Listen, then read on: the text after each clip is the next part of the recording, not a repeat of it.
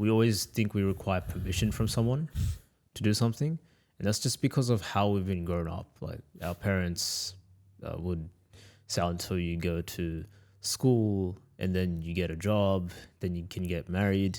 See, they're already subconsciously in your mind placing these conditions, and then you go to school. There's only one right answer, or you have to do school, and you have to get a good grades, good degree, and then you can get a job. But now the world's different because of the internet. But I think a lot of that mindset of conditioning, placing conditions on ourselves, some of it does come from that, but obviously all the conditions that we have is from within ourselves, like that we've placed. And I've experienced as well with like even traveling and stuff. I'm just like, until I get to this certain amount of money that I save up or something, then I will go. But I'm like, I could have afforded it ages ago. Why didn't I just go then? And as you said, you never know, because one of my friend, right? Her friend basically had a lot of money, right? He's very wealthy, and he kept overworking a lot, and he wanted to basically travel until he was just so focused on like work and just getting money and all that stuff. He didn't really prioritize on traveling, and until the moment he wanted to travel was when he got like into an accident, and like he's basically on a wheelchair, and now when he goes traveling, he always has to take someone with him to go to places around the world. And it's just unfortunate. Like he can't go to certain places because there's no ramps. It's not safe, and that's unfortunate. He has all the wealth, right? But he can't experience traveling like he would have if he and it's unfortunate. But things like that can happen, and that's why I always think, like, if you're in the present moment, if you can afford it, if you're in a position to do it, just don't hesitate. Just take it. Just do it. Just do it. Just do it. Yeah. Honestly, yeah. That mentality is so important. Just do it. There's no perfect condition. As long as it's not life threatening. Yeah. Of course. Takes you to jail, just say yes. Or unless we work for RedBull, you have to do these crazy stunts. Have you seen the stuff they do? Oh, it's crazy. The mountain bike stuff is insane. There's one where they're wingsuiting and then they fly into a plane. Yeah, it's crazy. Like I don't know what goes through their headquarters down there, but it's interesting. They're a marketing company. Yeah. You actually think of what is Red Bull. Like, yes, it's energy drinks. They're known for Gives energy you drinks. wings. Gives you wings. Yes. Exactly. Like these slogans, but they're actually PR, like marketing. It's insane. Like that's where like it's anytime you put on the Red Bull logo or whatever it is, you'll know straight away things are going to get messy. Like, well, not messy in a bad way, but like it's going to be interesting what they're going to pull off. Like they'll pull off some crazy stunt. People love it. But that's actually a good case study to do one day, like how an energy drink actually turned into a marketing. Yeah, wow.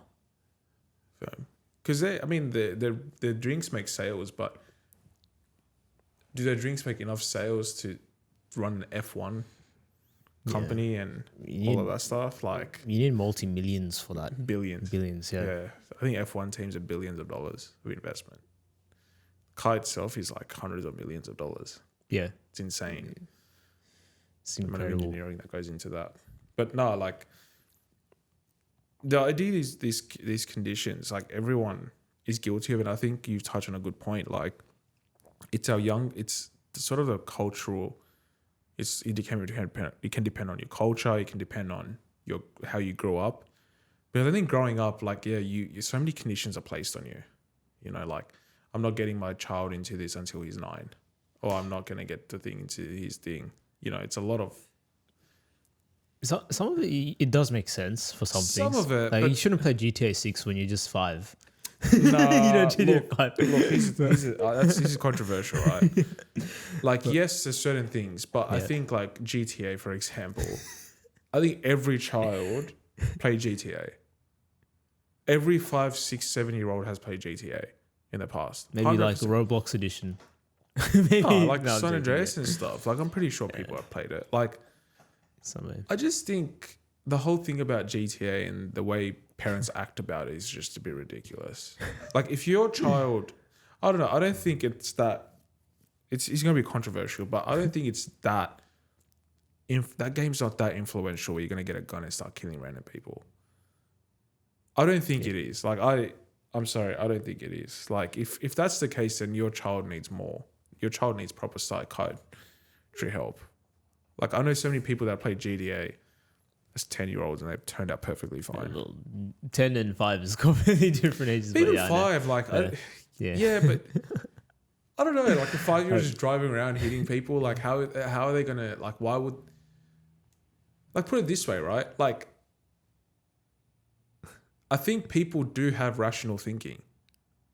Like, we underestimate how much rational thinking people actually have. Like, if there was an uptake of people running people over, then yes, I can say video games are influential in a bad way. But I'm sure a 5-year-old will probably know that you should not drive a car and run it into people. They don't really have that sense of morality or ethics until... Yeah, but not. But as they get older... But okay, a 5-year-old, yes, you should probably give them GTA. But I'm saying like 8 or 9, like 10. Like, it's just a fantasy they live out in the game. Like... Yeah, well, I was just giving like a very extreme... Like, I was saying, like, there are moments where it makes sense for some conditions, right? For your safety or whatever it is. Like, if you're not at this height and you're going on a roller coaster ride, right? Like, a toddler shouldn't go on a roller coaster ride or something. No, of course not. But I'm just saying, like... For safety reasons, yes. Yeah, for safety reasons. And, like, for those scenarios, it makes sense. Yeah. But I think once you are out of that stage, and like these self-inflicting or self-conditional things that we place, especially on happiness, right?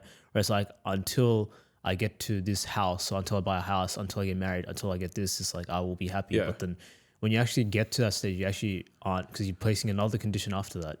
It's like, oh, once I hit millions of dollars, oh, okay, 5 seconds pass. And now once I make $10 million, and you're always placing conditions all the time. So those conditions are different to safety. Yeah, completely different. So in the case of safety, it makes sense. But in the case of just like goals and just happiness or whatever it is you want to pursue, like, it doesn't, it's just it's just almost masochistic pain. Yeah. I still think though, all these restrictions that are placed on video games and stuff needs to stop. Like, I genuinely think that, like, it's a bit ridiculous, to be honest. Like, thinking that, you know, and these are the same parents that would probably cheat on their partner or watch VR porn. Crazy accusation. Do you know what I mean? No, I'm just saying, like, if you're such a moral person, like, do you live by your moral values? Let's start there. Do you know what I mean? Like, I don't know deviating, but give me a minute to talk about this. Like, these parents that put crazy restrictions on their kids for the purpose of morals and values, right? Are you living by those morals and values yourself? Answer that question. Were you that person when you were young? When you were a 9-year-old, were you rebellious? Were you the goody two-shoes? Yeah. Guarantee you they can't answer that question. But that's the thing. Like, kids are going to be mischievous. Kids are going to rebel. And I don't think stopping a 9-year-old from completely playing GTA, like, they're going to go to their friend's house and play. Right? So you've just created another problem. In saying that, don't let your kids watch porn. Don't let your kids, do drugs. Don't indulge your kids in alcohol that actually has physical mental harm on them. But I think a video game doesn't have that level of harm. That's just my opinion. No, fair enough, yeah. But I just think that people just need to stop virtue signaling and go, oh, my child does not play GTA because it's a violent game. It's like, are you a moral person yourself?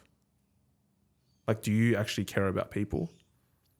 And you might be. That's fine.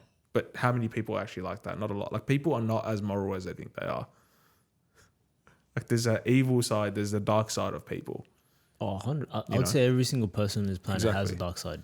Exactly. Even myself, yeah, 100%. No one's a saint. Yeah. Even the saint was probably once. 100%. I mean, it was once, has made mistakes. Yeah. And sins. So it's just the corruption. It's just how we are. It's just a human condition. I mean, the devil was once an angel, right? Yeah, it's true. That's true. It was actually. Yeah. Yeah, that's right. So that's how it is. But coming back to the topic of conditions. But do you agree that people like just virtue signal too much and actually don't live by their own values? Yeah.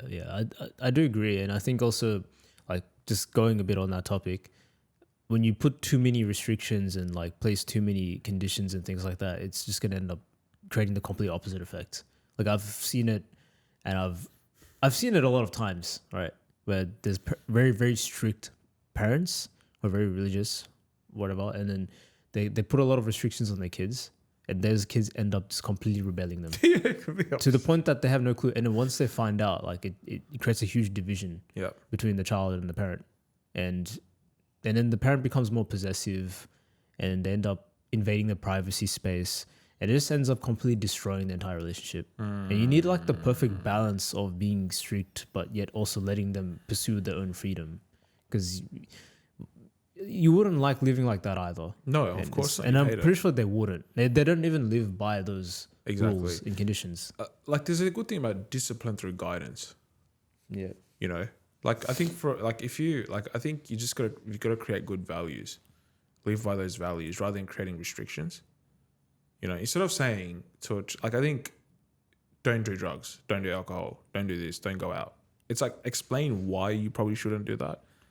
Like reverse the way you explain things and explain, you know, could be like a lot of people might be like, don't drink because, you know, your granddad was an alcoholic and I went through the same pain and, you know, I don't want you going through that. Like giving context and explaining what the impact it has and being able to explain things in that manner really touches people in a different way rather than just putting hardcore restrictions, you know? So, but yeah, back to the present moment, which is now. Yeah. I was going to actually emphasize a bit on this story called The Golden Key. The Golden Key, sorry. It's sort of inspired by, I guess, like the silver thread, or somewhat it technically is. But I put in the context of Golden Key because I always thought of this as like a kid as well. Like, the Golden Key or the Golden Kid?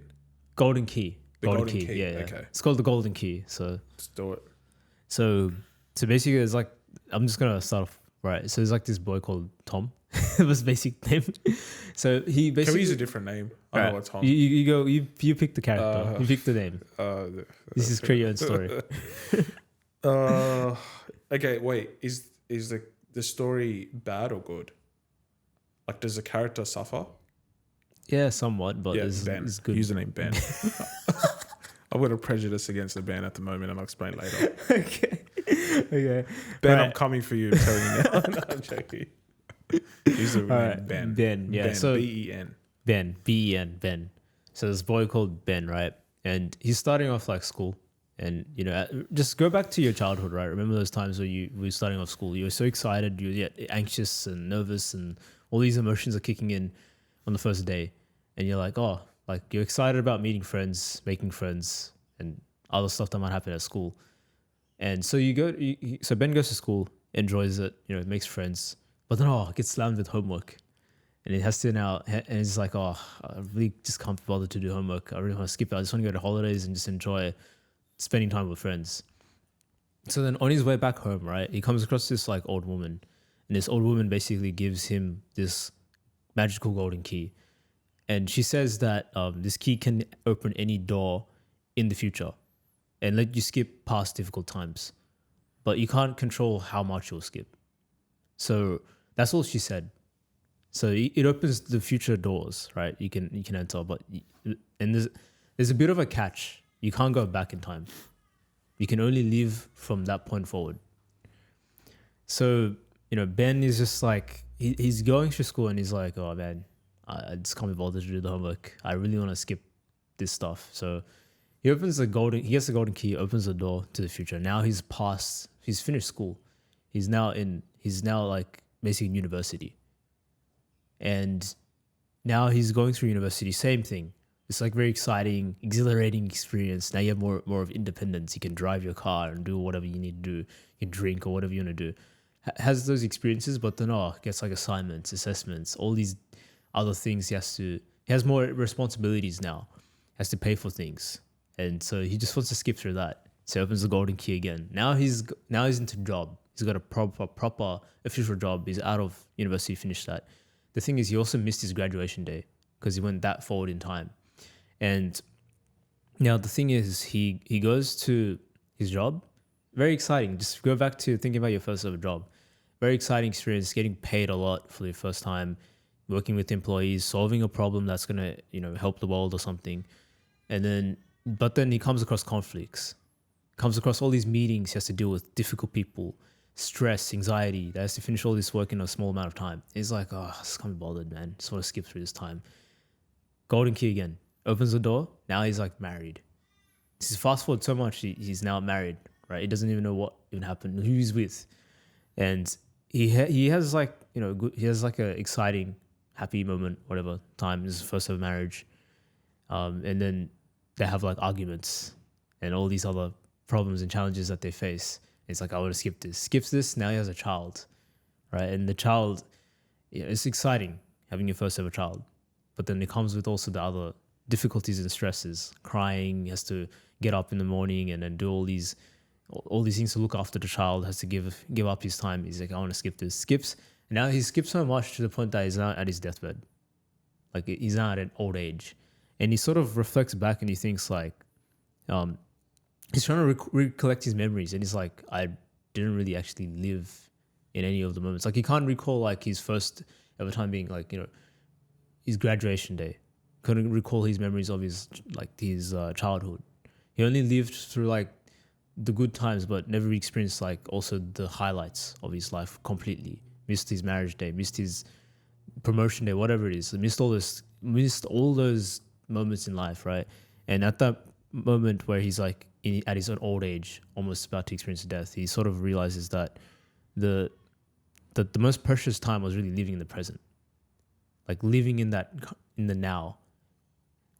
And at that moment before his death, like that was out of all his life, that was the most precious moment for him because he's actually only truly living at that stage of his life. And he looks back and he's like, I should have actually lived more in the present rather than always thinking about the future and always being hopeful and just always thinking about the good times, but also realizing that behind all those good times were the difficult moments. Like the promotion, you had to go through so many hours of labor to get to that stage. Before you graduated, you had to go through so many hours of like the, assignments and all these other things that you do. Before the marriage day happened, you had to go through the stress of having a good relationship. You had to go through different partners and you learn so much about yourself and your identity. Before having like, even when the child growing up, like there's always those moments of raising the child, then you have to deal with their problems and so on and so forth. And you missed all those moments. But those amounted to like those highlights. So I think like he sort of realizes that he should have cherished every moment of his life and that the true value of life was actually living in the present rather than being stuck in the future. And yeah, so that's basically what the moral is, and that the past always has lessons. So that all of that he's sort of looked back on is like, those were all lessons, and the future just held possibilities. But the only moment he truly lived in was just at the final stages of his life, where he realized like that's where life is truly that's where life truly happened. So that's the golden key story. Fast, I summarized it pretty much, but yeah, That was really powerful. That was super powerful, man. Holy dog. I've got goosebumps. That's sweet. That's actually so.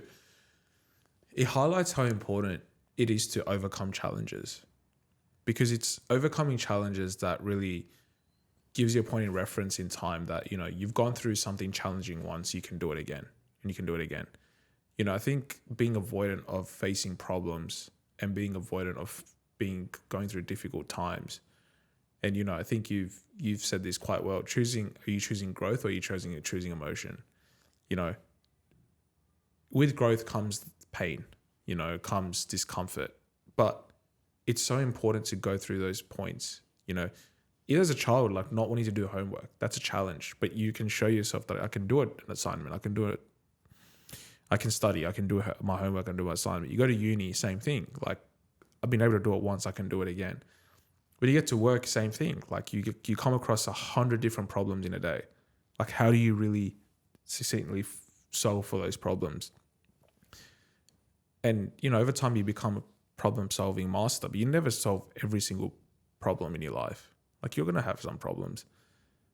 But it's that's such a powerful moral that it also needs to emphasizes that you need the challenges is so much more important to really experiencing in a moment. Because when you overcome a challenge and you live in the moment, it's the best feeling. It's legitimately the best feeling. Like when you've overcome something so big and then in that moment it succeeds and you're just like, for a few seconds you feel absolute euphoria. But that's such a powerful analogy, man. That is so powerful. You gave a really good perspective as well. Like, you know, challenges are inevitable, and I think like it's really true. Like it's at the end of the day, they all are gonna amount to I would say a very important moment in your life, anyways. Like, yeah, the homework, it sucks, but it's just part of the process. That's gonna sort of transfer over to like solving real world problems eventually, and it's all just a process you have to sort of take. Eventually, that's gonna lead to something greater, and then those moments will be like sort of highlights of your life. But then, and I think we also talked about this a lot as well. Like it's just you build character through like solving problems, going through difficult times and struggle. You could almost argue like Ben, like he actually never really grew up because he only lived in the good moments, but he never built his character. And at the final stages of life, like when he was really trying to, like it's already too late, sort of. And he probably, you could even say like he wasn't really content and fulfilled because he didn't have any control over all.